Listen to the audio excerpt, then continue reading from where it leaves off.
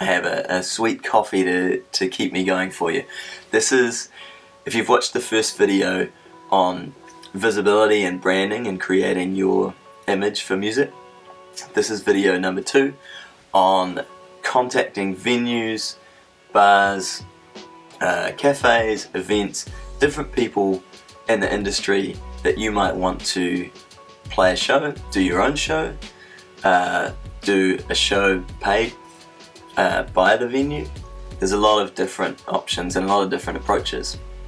So again, if you want, you might want to grab a pen and paper, or type into your laptop some notes for anything you pick up that's useful for you, or feel free to just have this playing while you're in the car, and hopefully you can listen and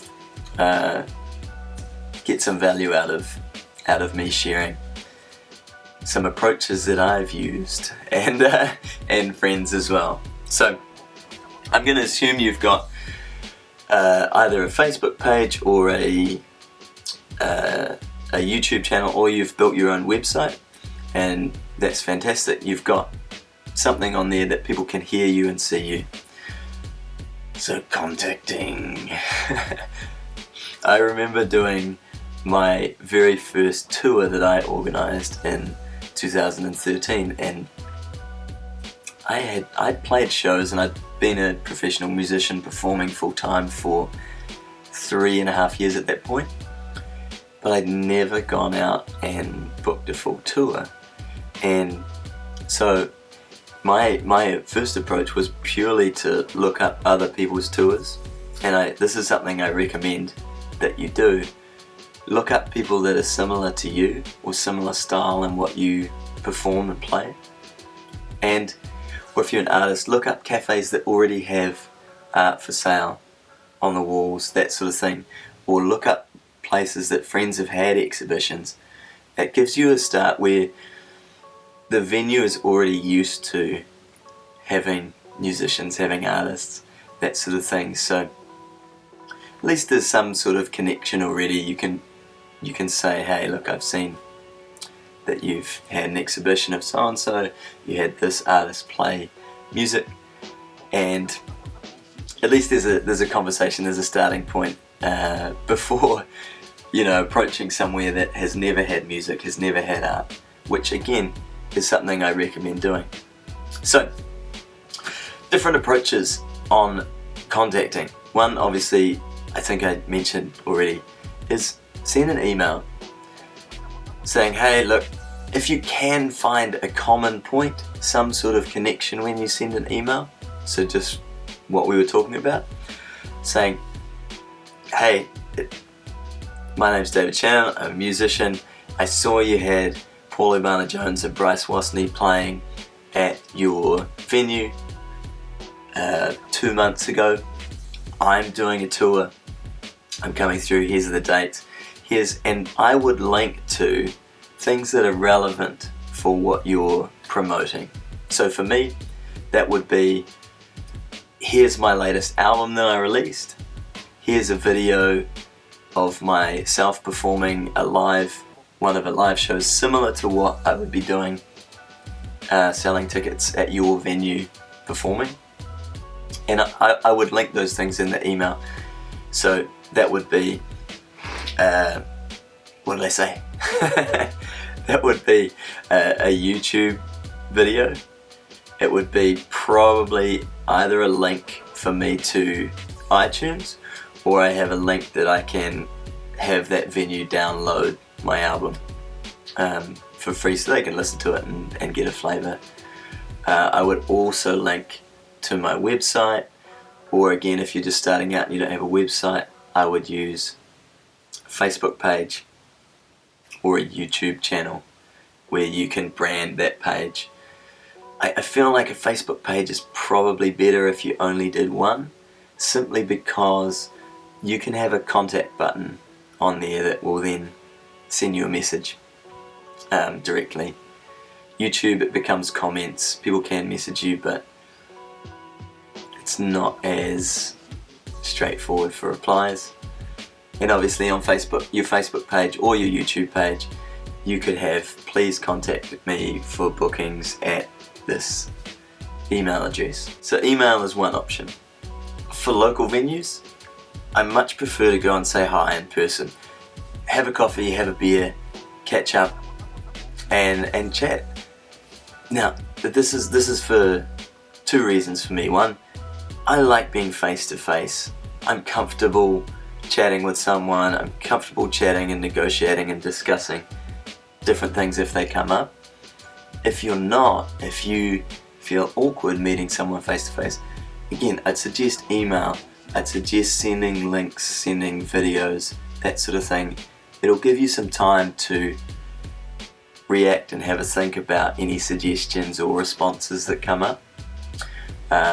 The beauty for me is being face to face and going and seeing a venue and a person is I get to be in the venue. I get to see the flavour and feel of the venue and decide if that's really where I want to be, and also imagine and picture how the show is going to look.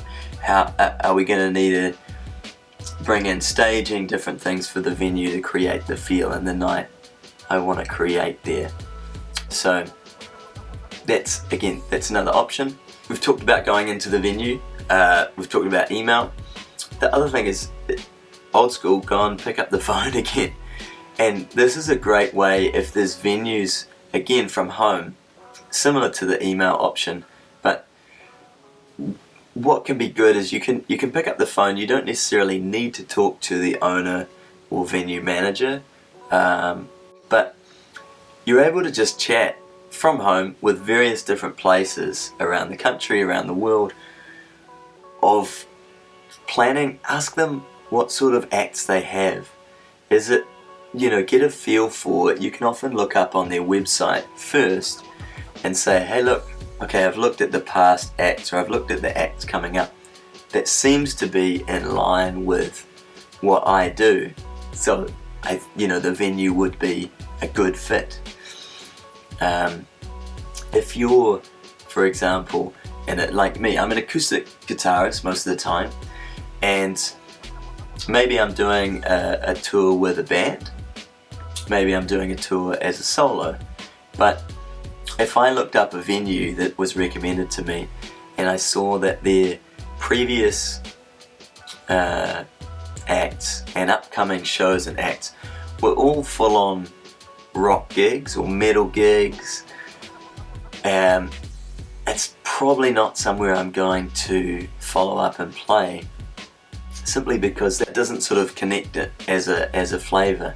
Whereas if I can find a venue that's had a similar act to me, either whether it's a solo, whether it's a band combo, but in terms of flavour, maybe it's a bit more of a singer-songwriter style, you're going to look up and you're going to see for you if that fits. And you can also call, have a chat with them and say, hey look, this is what I'm doing. Ask around a few different places, see what is their fee. Do they have a minimum sales on, for the venue that must be reached, or do they have just a standard fee structure? Everywhere is a little bit different, so there's not a perfect well, maybe there is, not that I've found. It's a case of having a chat and looking at a few different options and figuring out what works for you, what sort of numbers and capacity you would expect. Again, in this side of things, I would ask venues what their standard rates are and what standard gigs are, but I would also ask them what their ideal number of people is. So there might be a venue that they say, look, our capacity is 120 people, our capacity is 3,000 people. But if you chat to them, you'll often find that they'll say, well, look, we can cater to 120 people, but really 80 is good. Or look, we can fit 500 people, you're going to need to have over 400 to make it full. Otherwise, you're going to end up performing and you may have 200 people, but the venue that holds 500 seems empty. So some of those things you're going to figure out along the way. You're probably going to do a show where you've booked a big venue and had high hopes and lots of marketing, and it hasn't happened. One of my first shows I ever put on was with a friend of mine, Mark Mazengab, and we had high hopes. We printed tickets. We booked an auditorium for 350 people at seated, and we had tickets. Neither of us were well known, I should say, at this point. We had tickets printed. We took them into the radio stations to give away, which obviously some people came from that, and friends and family. We sent emails, we had posters. We thought we had it sussed, and with, I should say, no previous experience of doing any shows. And well, in a 350 seated auditorium with lovely sound, stage view, we had just over 30 people turn up. So you can imagine it didn't work too well in terms of creating a full, rich, fun vibe. We had a great night. Everyone loved the concert. It was fun, and it was also a very good learning curve for us. So on that note, one thing when you're contacting venues, ask them about what they expect in terms of media and marketing. Often they'll be able to give you a guide of what's required or what works well for filling that venue. Okay, so we're going to go into video 3 on negotiation, which is going to pop up somewhere here. And thanks for hanging out. Again, if you learned something, if you found something useful, please put it in the comments what you found useful from this video.